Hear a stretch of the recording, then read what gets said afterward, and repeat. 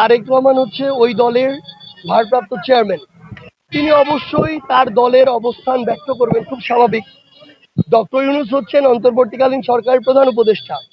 বাংলাদেশের সক্রিয় রাজনৈতিক দল প্রায় ৪৫টার মতো আছে রেজিস্ট্রেশন প্রাপ্ত। তিনি তো একটা দলের কথা মতো একটা সরকার প্রধান হয়ে সিদ্ধান্ত নিতে পারেন না। তিনি সকল রাজনৈতিক দলের মতামতের ভিত্তিতেই নিবেন এবং তিনি বলেছেন এটা জুনের মধ্যে।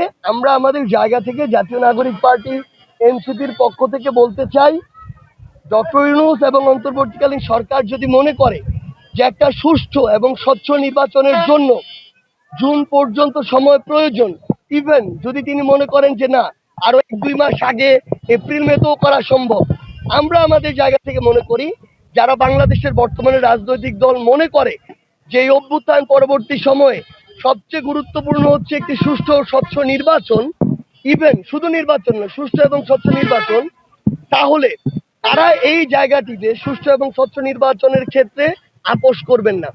সেক্ষেত্রে আমরা মনে করি যে অন্যান্য রাজনৈতিক দলগুলোর সাথে কথা বলে তিনি এবং সামগ্রিক বিবেচনা একটা নির্বাচন হবে, সেখানে আইন শৃঙ্খলা রক্ষাকারী বাহিনী এখন ওই অবস্থা আছে কিনা, বিচার বিভাগ ততটা ফেয়ার কাজ করতে পারবে কিনা, এবং সবচেয়ে গুরুত্বপূর্ণ নির্বাচন কমিশন নিয়ে অনেক অভিযোগ আসছে। আমরা হাইকোর্ট থেকেও এরকম বিভিন্ন মন্তব্য পেয়েছি। এই নির্বাচন কমিশন একটি ফেয়ার ইলেকশন নিতে পারবে কিনা, এটা সবচেয়ে গুরুত্বপূর্ণ।